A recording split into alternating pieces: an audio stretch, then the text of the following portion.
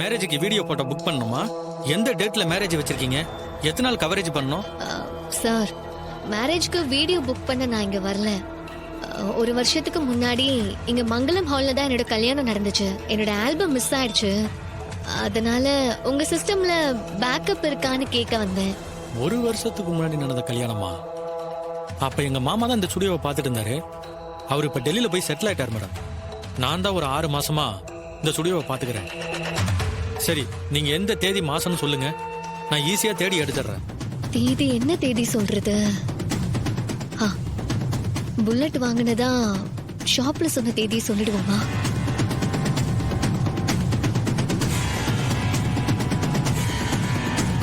ஒரு 5 மினிட்ஸ்.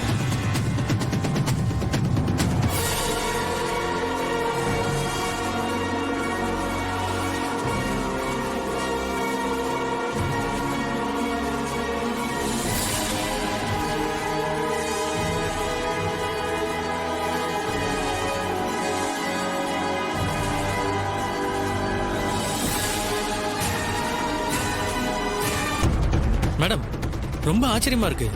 நீங்க சொன்ன தேதிக்கு முன்னாடி நாள் டேட்டா இருக்கு, பின்னாடி நாள் டேட்டா இருக்கு. ஆனா உங்க கல்யாணம் நடந்த அந்த ஒரு குறிப்பிட்ட நாள் ஃபைல் மட்டும் சிஸ்டத்துல காணும் மேடம்.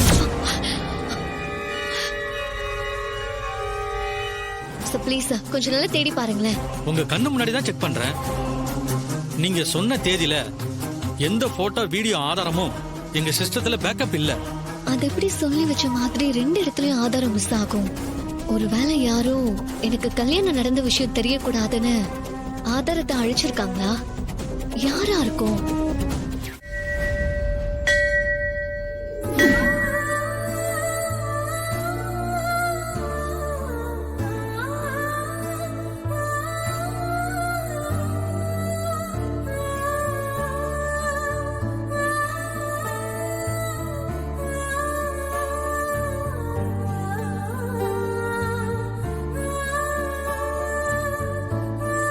கடவுளே, எனக்கு என்னதான் ஆச்சு?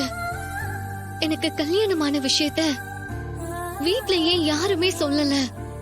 அதை விட எனக்கு எப்படி இன்னொரு கல்யாணத்துக்கு ஏற்பாடு பண்ணாங்க? என் கல்யாண வாழ்க்கைய பத்தி என்கிட்ட மறைக்க வேண்டிய அவசியம் என்ன? என்னை ஏமாத்தினது என்னோட குடும்பமா, இல்ல எனக்கு தாலி கட்டினவரா?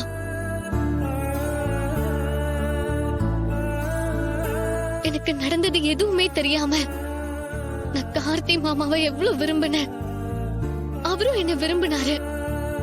விதி எங்களை பிரிச்சிருச்சே.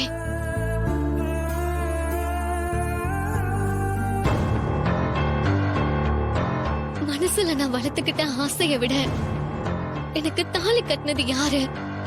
இந்த போட்டோல என் பக்கத்துல இருக்கிற அந்த உருவம் யாருன்னு எனக்கு தெரியல. இவரை நான் எப்படி கண்டுபிடிக்கிறது? வீட்ல இருக்கிறவங்க கிட்ட கேட்டா கண்டிப்பா யாரும் உண்மையை சொல்ல மாட்டாங்க. இப்ப நான் யாருக்கிட்ட போய் கேட்டு தெரிஞ்சுப்பேன்?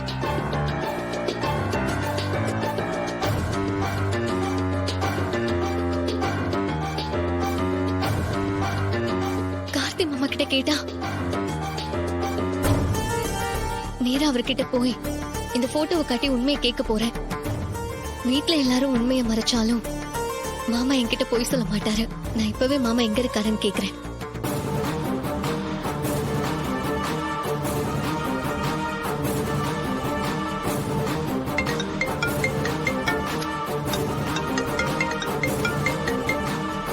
சொல்லு ரேவதி. மாமா, இப்ப நீங்க எங்க இருக்கீங்க? நம்ம கோயில்ல தான் இருக்கேன். சரி, நான் இப்பவே அங்க கிளம்பி வரேன் மாமா. எனக்கு உங்ககிட்ட ஒரு முக்கியமான விஷயம் பேசணும். நான் வர வரைக்கும் நீங்க அங்கேயே இருங்க. சரி வா.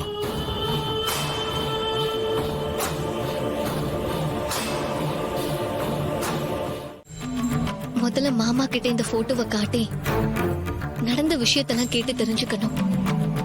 ஆனா என் மனசு முழுக்க அவர்தான் இருக்காரு. அவர்கிட்டயே போய் எனக்கு கல்யாணம் ஆயிடுச்சு நான் எப்படி கேட்பேன்? ஒருவேளை மாமா கிட்ட எனக்கு கல்யாணம் ஆயிடுச்சுன்ற விஷயத்த சொல்லிட்டா அப்புறம் அவரை நான் விரும்பினதெல்லாம் இல்ல இல்ல. இப்ப நான் என்ன பண்ணணும்?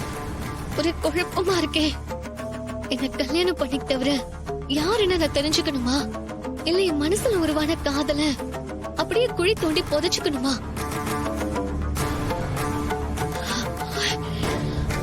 பரவாயில்ல, எதுவா இருந்தாலும் முதல்ல நான் எதை மறந்தேன்னு தெரிஞ்சுக்கணும்.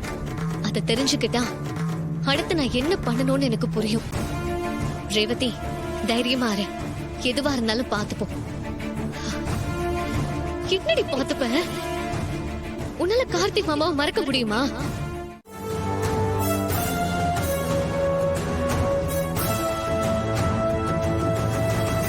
அதோ கார்த்திக் மாமா அங்கதான் இருக்காரு. அவர்கிட்ட போய் பேசினா போதும், என் குழப்பத்துக்கெல்லாம் பதில் கிடைச்சிரும். இது பந்தல போட்டதுக்காக கொடுத்த செலவு. இது யாகத்துக்கு. மாமா, ஒரு நிமிஷம் இருக்கியா? இதை முடிச்சுட்டு வந்துடுறேன். சரிங்க மாமா, நீங்க பேசுங்க, நான் வெயிட் பண்றேன். மற்றபடி அன்னதானம் பண்றதுக்கு இந்த பின்னாடி எழுதி வச்சிருக்கேன், அதையும் பார்த்துக்கங்க.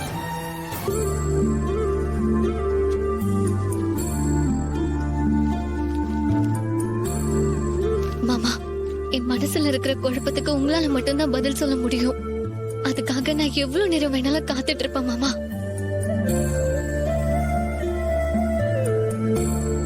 மொத்தம் எவ்வளவு செலவாகுது தம்பி? தம்பி வணக்கம் தம்பி. வணக்கம். நம்ம கோவில் கலச பூஜைக்கு உங்க கையால நவதானியமும் நவரத்னமும் கேட்டிருந்தோமே. ஆ, நீங்க சொன்ன பொருள்லாம் வாங்கியாச்சு, கார்ல இருக்கு. நீங்களே கொஞ்சம் எடுத்துக்கிறீங்களா? தம்பி, இந்த கார்லாம் எனக்கு திறக்க தெரியாது தம்பி. மாமா, கார் கே கொடுங்க, நான் எடுத்துட்டு வந்து கொடுக்கறேன். இந்த சரிங்க தம்பி. வாங்க. ம்